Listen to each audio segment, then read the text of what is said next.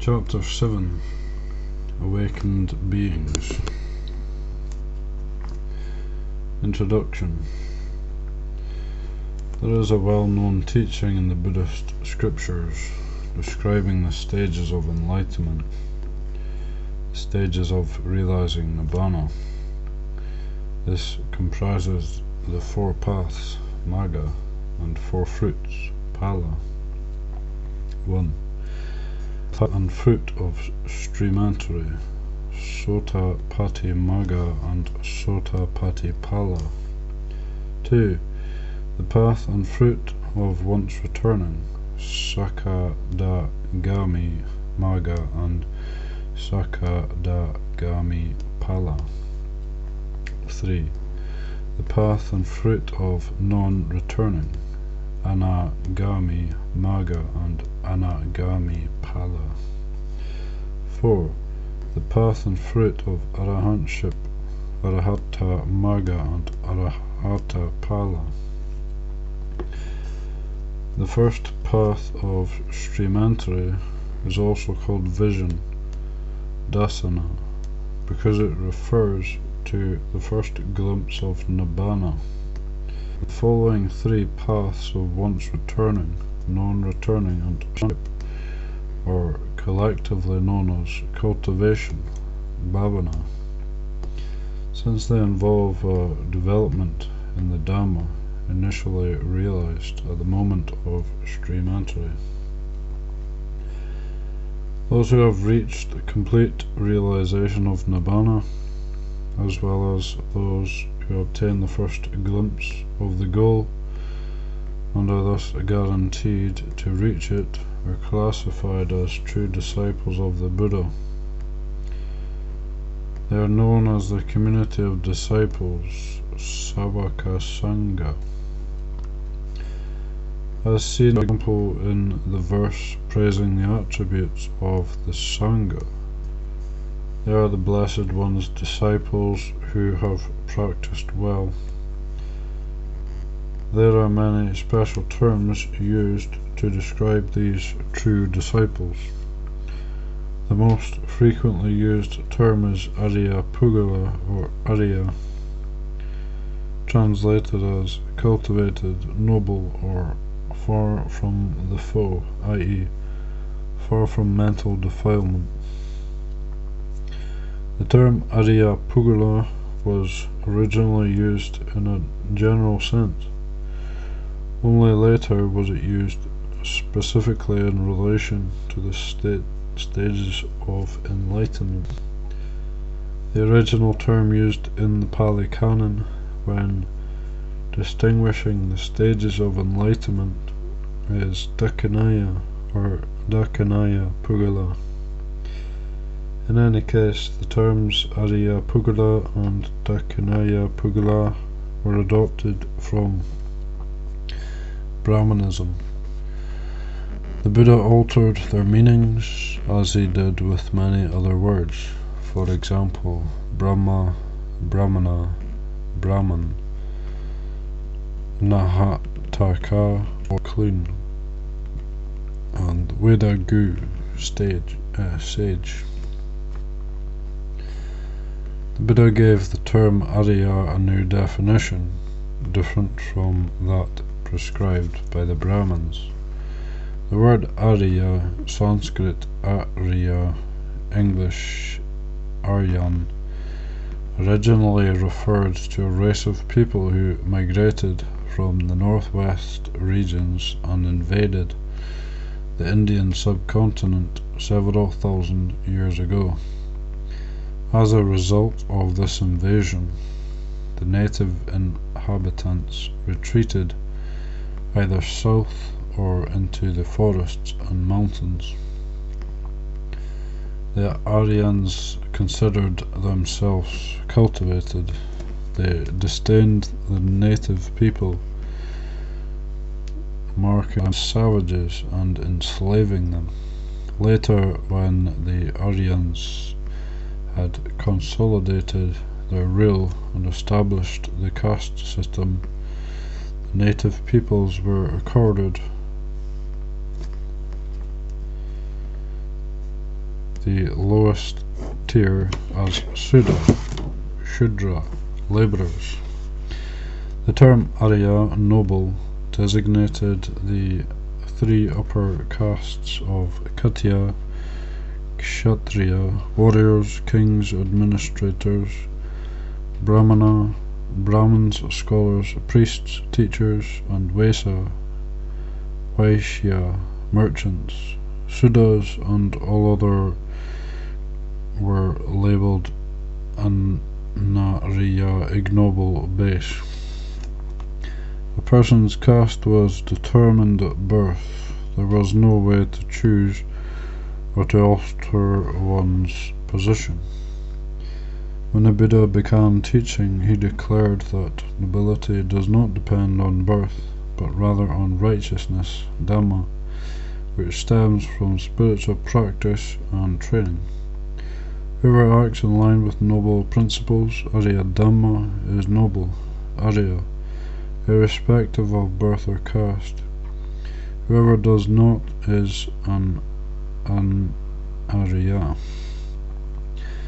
Truth is not restricted to the dictates of Brahmins and the Vedas, but is objective and universal.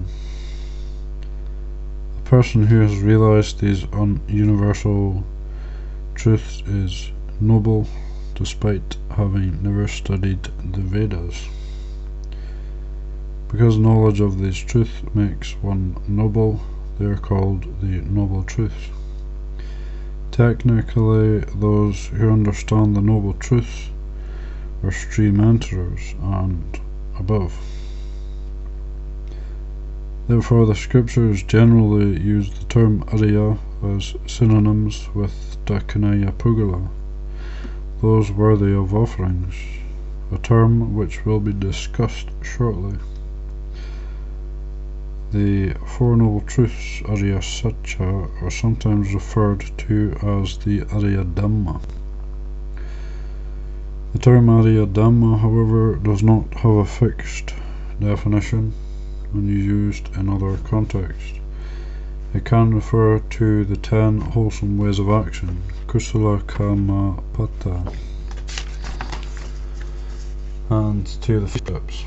Such definitions are not contradictory, since those householders who truly keep the 5 precepts their entire lives without blind adherence, Sila Pata Paramasa, and without blemish, are stream enterers and above. The standard commentarial definition of Arya in reference to noble people encompasses the Buddha, Pacceka Buddhas, and disciples of the Buddha, although in some places the definition refers to the Buddha alone. When qualifying a spiritual practice or factor, Arya is equivalent to transcendent, Lokuttara, although this is not always strictly the case. Although the definition of Arya is rather broad, one can summarize that when the term is used in reference to people, it is identical to Dakinaya Pugala, meaning those who have gone beyond the state of ordinary persons and become members of the Savaka Sangha, today more often called the Arya Sangha.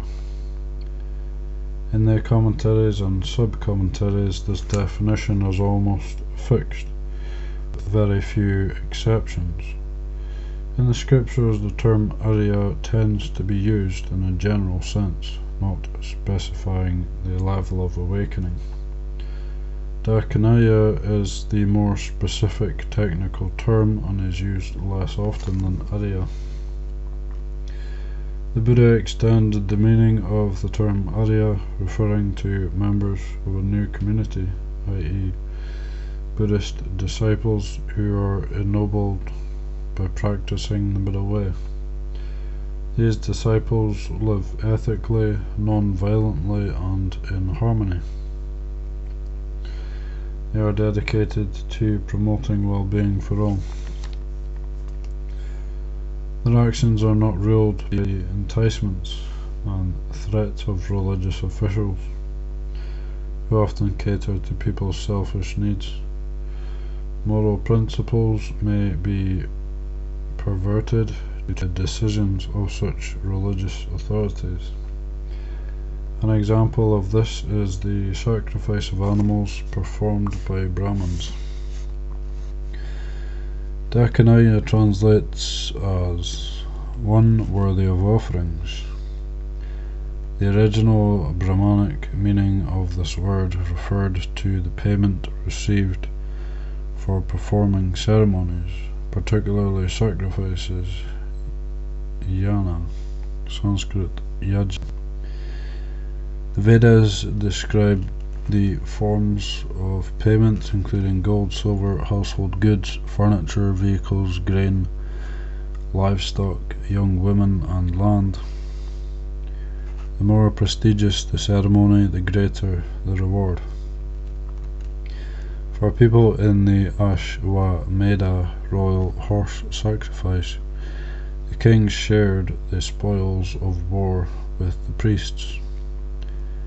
The recipients of these gifts were invariably the Brahmins, because they were the only ones entitled to perform the rituals.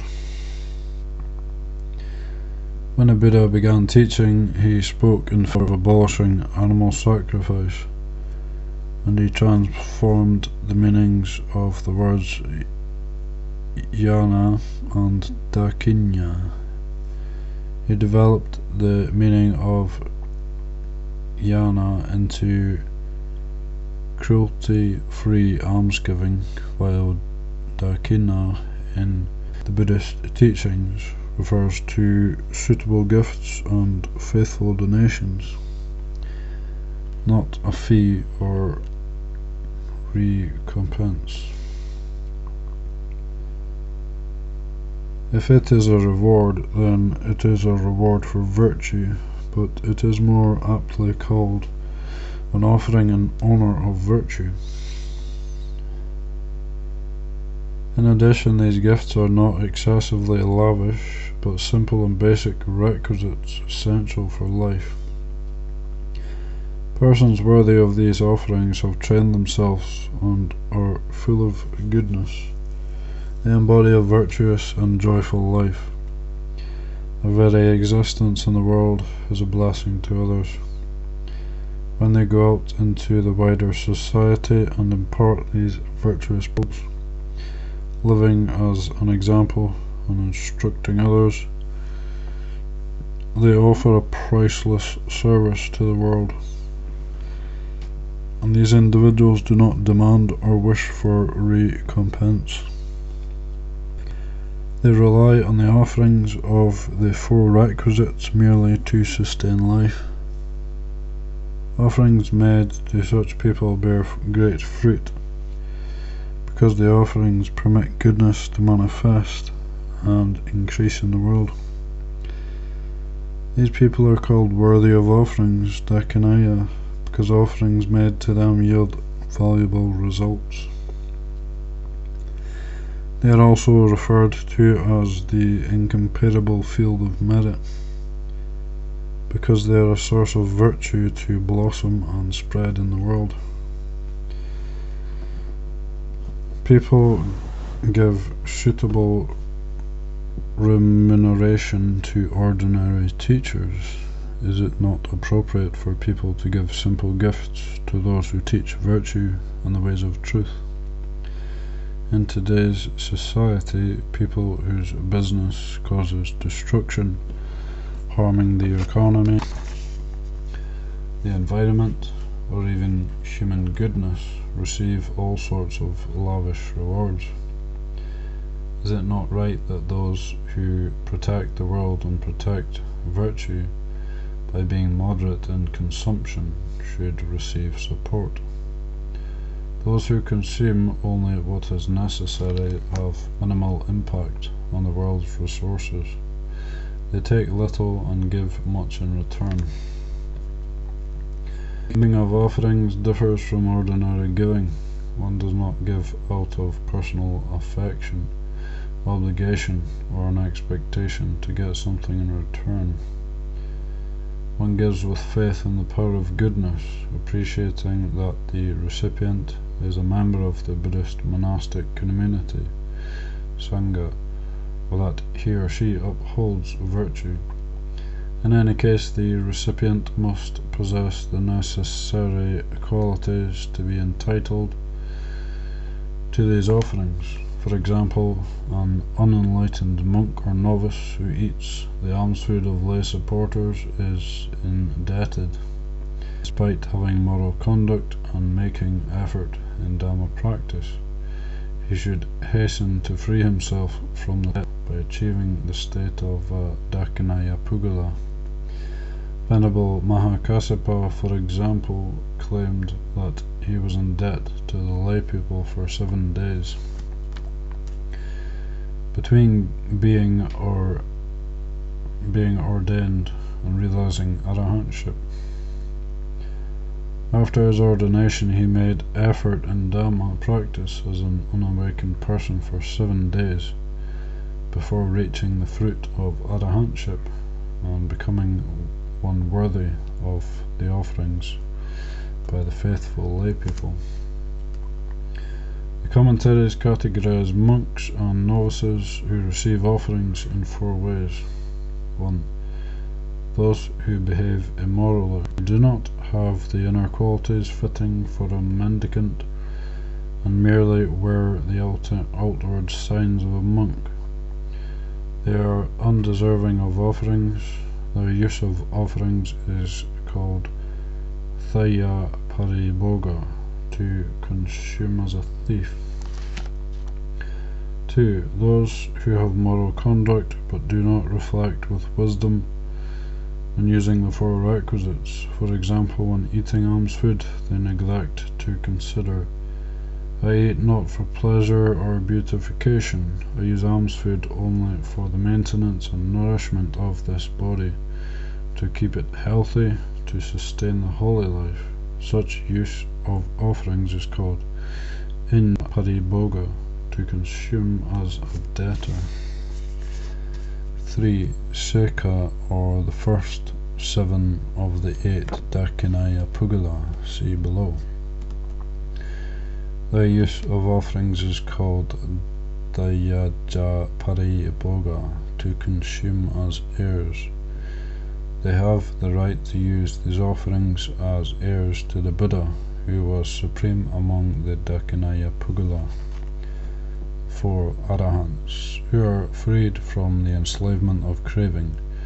Their virtue makes them truly worthy of offerings. Their use of offerings is called Sami Pariboga, to consume as masters. Here we can see that the term Dakinaya is used both in social and economic contexts. The principle of offerings, and to some extent the principle of generosity,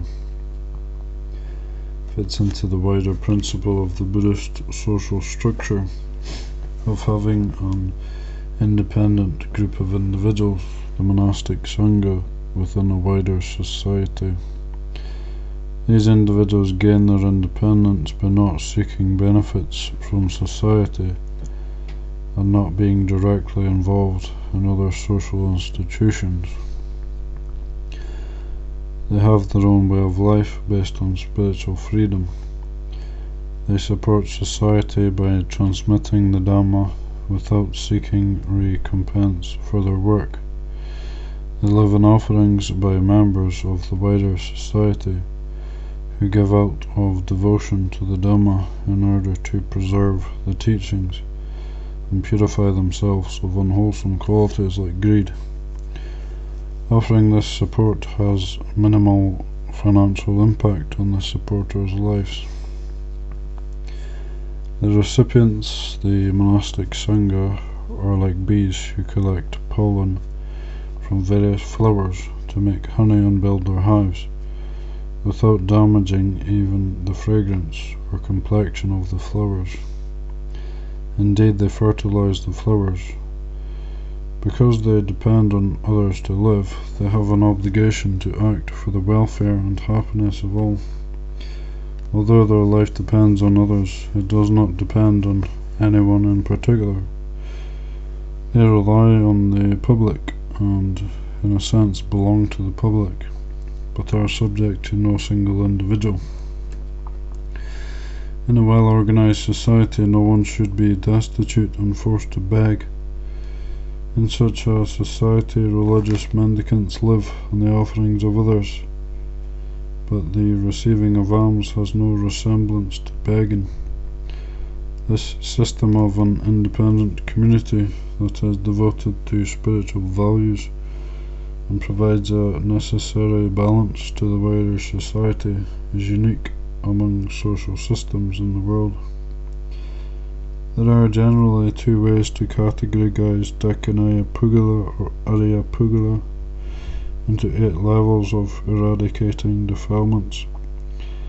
The 8 levels of path and fruit mentioned above, and into the 7 qualities or practices that enable the attainment of those 8 levels. The first of these classifications is presented below. The second classification is presented in a following section.